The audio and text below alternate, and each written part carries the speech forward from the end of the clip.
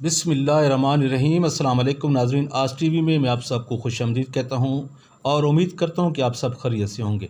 मेरे दोस्तों, मेरे पाकिस्तानी इमरान खान साहब को इक़्तिदार से हटाने के लिए सिर्फ पीडीएम नहीं बल्कि इसमें अमेरिका का रोल जो था वो बिल्कुल वाज़ेह हो चुका है। अमेरिका ने ये मान लिया है कि हमने वो वाकई एक मरासला भेजा था और अमेरिका की हुकूमत ने इसको माना है कि वो सारी साजिश हमने बुनी थी और उसमें पाकिस्तान के लोग शामिल हुए थे। मेरे दोस्तों, मेरे पाकिस्तानियों, लेकिन पाकिस्तान के अंदर पीडीएम के साथ दो ऐसे लोग, दो ऐसे चेहरे मिल के उन्होंने पाकिस्तान के वज़ीर आज़म इमरान खान साहब को तख्त से हटाया। उसका जो तख्त था उसको धर्म तख्ता में तब्दील किया। वो चेहरे मैं आज आपके सामने रखने की कोशिश करता हूँ। अगर वो चेहरे वाकई मैंने सही कहें तो फिर आप कमेंट बॉक्स में ज़रूर मुझे इसका फ़ीडबैक दें कि क्या वाकई मैंने वो चेहरे सही आपको बताए हैं या फिर इनके अलावा भी कोई और चेहरे हैं। प्यारे पाकिस्तानियों, कोई भी पाकिस्तानी अपने इदारों की बेइज्जती नहीं करना चाहता, अपने इदारों को कमज़ोर नहीं करना चाहता, मगर अफसोस उस वक्त होता है कि जब इदारे अपने आप को ख़ुद कमज़ोर कर लेते हैं। अब आपके सामने एक चीज़ मैं रखता हूँ कि आपके सामने कल की डेट में 150 के लगभग लोग अपने अपने नाम ईसीएल से निकलवा चुके हैं, जिसमें सारे चोर डाकू जो अदालतों से बेल लेके बैठे हुए हैं, ज़मानतों पे हैं, जैसे शर्जील मेमन है, उसके बाद शहबाज शरीफ साहब हैं, उसके बाद जरदारी साहब हैं, जरदारी की बहन फरियाल तालपुर साहब है, इसी तरह के काफ़ी सारे नाम हैं। तकरीबन 150 के लगभग लोग हैं। वो अपना अपना नाम ईसीएल से निकलवा के बिल्कुल उड़ान भरने के लिए तैयार हैं, उनको रोकने वाला नहीं है। तो जहाँ पे इदारों का क्या रोल नहीं बनता कि इदारे इस चीज़ पे नज़र रखें कि हमारे जो मुल्क का एक वज़ीर आज़म है वो करप्शन में बिल्कुल लिथड़ा हुआ वज़ीर आज़म है। उसके ऊपर करप्शन के इतने ज़्यादा केसेस हैं कि इसका कोई सानी नहीं है शहबाज शरीफ का। शहबाज शरीफ के ख़ानदान के और शहबाज शरीफ के ख़ुद के तकरीबन 40 अरब रुपए के करप्शन के केसेस हैं, और जिसकी वजह से ये सारा सिलसिला इन लोगों ने किया कि एक हुकूमत में आए और इन्होंने अपने मफादात के लिए ये सारा कुछ किया। अभी आप देखेंगे इनको न तो आवाम की फ़िक्र है, ना ही आवाम की महंगाई की फ़िक्र है। ये बिल्कुल सारे के सारे अपने अपने कामों में जुड़ चुके हैं।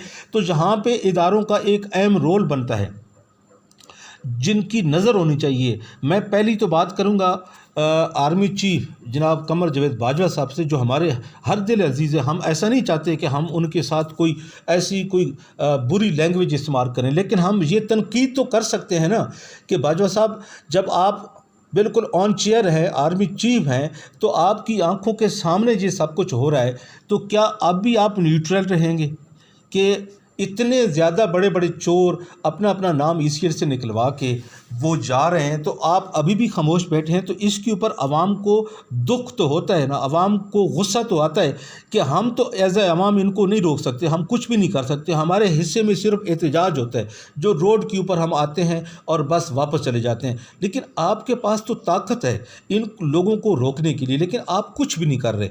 इसी तरह आप चीफ जस्टिस उमर अता बंदयाल साहब को देख रहे हैं कि उमर अता बंदयाल साहब की अब स्याही कलम में जो है वो ख़त्म हो गई है। पहले जब इमरान खान साहब की बारी थी उस वक्त जनाब ये रातों को आ गए, पूरे ऑफिस खुल गए, पूरा अमला आ गया और इमरान खान साहब के ऊपर चढ़ दौड़े। लेकिन अब इनकी स्याही ख़त्म हो गई है। अब ये सो मोटो क्यों नहीं ले रहे इस बात के ऊपर कि ये जो सारे लोग क्रिमिनल लोग, सिसिलियन माफिया के लोग अपने अपने नाम ईसीएल से निकलवा के ये दूसरे मुल्क में उड़ान भरने वाले हैं, तो कम अज़ कम यहाँ पे सो मोटो बनता है कि नहीं बनता? मेरे दोस्तों, मेरे पाकिस्तानियों, इस बात का जवाब आपने कमेंट बॉक्स में ज़रूर देना है, क्योंकि इदारे जो होते हैं वो हमारे लिए मुक़द्दस भी हैं, मुक़्तदर भी हैं। लेकिन इदारे में बैठा एक आदमी जैसे बाजवा साहब हैं या बंदयाल साहब हैं, इनकी इज़्ज़त अवाम तभी करेगी जब ये अपना रोल प्ले करेंगे, अवाम के हक़ में प्ले करेंगे, ना कि इन चोर डाकुओं के साथ अपना रोल प्ले करेंगे। और फिर मेरे दोस्तों, मैं आपको जहाँ पे एक वजाहत कर दूं कि इदारा जो होता है वो इदारा होता है, इदारा किसी फ़र्द का नाम नहीं होता। यानी अगर आर्मी का इदारा है तो वो आर्मी का इदारा, उसको हम सब सलूट करते हैं, सब सलाम करते हैं, पाकिस्तान की पूरी आवाम। लेकिन बाजवा साहब अगर इस तरह की गड़बड़ करेंगे तो फिर बाजवा साहब के ऊपर पाकिस्तान की आवाम का हक बनता है तनकीद करने का। ये पाकिस्तान की आवाम का जमहूरी हक है। इसी तरह अदलिया में बैठे चीफ जस्टिस उमर अता बंदयाल साहब हैं, वो एक फ़र्द हैं, इदारा उनके पीछे खड़ा है। अगर वो इदारे से हट के या कोई इस तरह का फ़ैसला करते हैं तो वो सिर्फ़ और सिर्फ जो तनकीद का निशाना बनेगा वो उमर अता बंदयाल साहब ही बनेंगे। इसके अलावा इदारे की जो रिस्पेक्ट है, इदारे की जो एक अहमियत है वो अपनी जगह पे कायम रहती है। किसी फ़र्द के ऊपर तनकीद करने से इदारे को मलामत नहीं किया जा सकता। इसलिए जो लोग ये बात कर रहे हैं कि अगर आर्मी पर्सन किसी चीफ जस्टिस पे या आर्मी चीफ पे कोई बंदा बात करता है तो पूरे का पूरा इदारा ख़राब हो जाता है, ऐसी बात हरगिज़ नहीं है। इदारा अपनी जगह पे इज़्ज़त का हामिल जो है वो है ही। लेकिन जो फ़र्द वाहिद है वो जो गलती कर रहा है, जो उसको नहीं करनी चाहिए थी, उसके ऊपर तनकीद आवाम कर सकती है, क्योंकि ये पाकिस्तान की आवाम का एक जमहूरी हक भी है। अब मैं आपको एक ख़ास बात की तरफ तवज्जो दिलाता हूँ जिसकी वजह से आपको लगेगा कि पाकिस्तान रिपब्लिक बनाना एक मुमलिकत बन चुका है। कैसे बन चुका है? अब आप देखें कि राना सनाउल्लाह साहब ख़ुद लिखते हैं, जो वज़ीर दाखिला हैं और वफाकी वज़ीर दाखिला हैं, और ख़ुद लिखते हैं कि जनाब मैं राना सनाउल्लाह ये इस्तदा करता हूँ, गुजारिश करता हूँ कि मेरा नाम ECL से निकाल दिया जाए। और फिर अपने सामने अपनी दरख्वास्त लिखी हुई को पेश करते हैं और फिर अपनी ही दरख्वास्त के ऊपर ख़ुद ही फ़ैसला कर देते हैं कि ठीक है जी, साइन कर देते हैं, मैंने अपना नाम ECL से निकाल दिया। तो ये मेरे दोस्तों क्या मजाक है? इस तरह पाकिस्तान में होना चाहिए क्या? आप जो कहते हैं कि हम बड़े मुक़्तदर हल्के हैं, हम मुक़द्दस इदारे हैं, तो फिर इनकी तरफ भाई नज़र दौड़ाओ। आपका काम बनता है कि ऐसा मजाक पाकिस्तान में ना होने दें। उधर से जनरल बाबर साहब कहते हैं जनाब कि हम आंखें निकाल देंगे जो हमारी तरफ से मैली आंख से देखेगा या साजिश जो करेगा उसको हम कामयाब नहीं होने देंगे। तो मेरे भाई, कैसी साजिश आपने कामयाब नहीं होने देनी?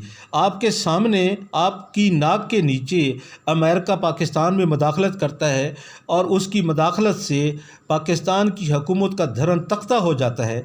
तो आपको क्या इस चीज़ की खबर नहीं थी? आपके इदारे जो हैं, जो सिक्योरिटी इदारे हैं, जो खुफिया इदारे हैं, क्या वो सोए हुए थे? आपको इस चीज़ का पता नहीं था कि ये पाकिस्तान में हो रहा है? आप ऊपर से जनाब लोगों को प्रेशराइज़ करते हैं कि जी फ़ौज के ख़िलाफ़ कोई बयान नहीं देना, फ़लान नहीं करना, ढिमकान नहीं करना। तो बयान क्यों लोग आपके ख़िलाफ़ देंगे? बिल्कुल नहीं देंगे। अगर जो बात आपने की है इसके ऊपर मुकम्मल आप आते हैं, लोगों के एतमाद जीत लेते हैं, तो फिर लोग आपके नारे लगाएंगे, पाकिस्तान की अवाम, पाकिस्तान आर्मी जिंदाबाद का नारा भी लगाएंगे। लेकिन अफसोस तो इस बात का होता है कि आप प्रेस कॉन्फ्रेंस में तो ये बात करते हैं, लेकिन उसके ऊपर आप अमल दरामद कितना करते हैं? खुद अपने गिरबान में झांक के देखें कि अमेरिका पाकिस्तान में आता है, आपकी नाक के नीचे एक मुंतखब वज़ीर आज़म को हटा देता है और फिर भी आप उसका कुछ नहीं बिगाड़ सकते। उधर से आप कहते हैं आँख निकाल देंगे, फिर अमेरिका की आँख निकालो। अमेरिका ने मैली आंख से पाकिस्तान को देखा है ना। उसने कहा है ना कि मैं अड्डे लेना चाहता हूं पाकिस्तान से, और एब्सोल्युटली नॉट कहा इमरान खान साहब ने। और फिर अमेरिका कब से मैली आंख से देख रहा है आपकी तरफ, आप उसकी आंख क्यों नहीं निकालते हो? अमेरिका को क्या लगे कि हमारे मुल्क का वज़ीर आज़म रूस में जाए, चाइना में जाए, तुर्की में जाए, जिधर भी जाए, तो ये अमेरिका की ये साजिश नहीं थी? या अमेरिका ने आपकी तरफ मैली आंख से नहीं देखा? ये जो भाषण है ये आप ख़त्म करें और आवाम के अंदर आके आवाम की पल्स का ख्याल रखें। अगर आप लोगों ने इमरान खान साहब के साथ कुछ भी गड़बड़ किया तो फिर ये देख लेना कि पाकिस्तान के जो हालात ख़राब होंगे उसके ज़िम्मेदार इमरान खान साहब नहीं होंगे, बल्कि आप लोग होंगे जो अब खामोश होकर बैठे हैं और अपनी गलती को संवारने की कोशिश नहीं कर रहे।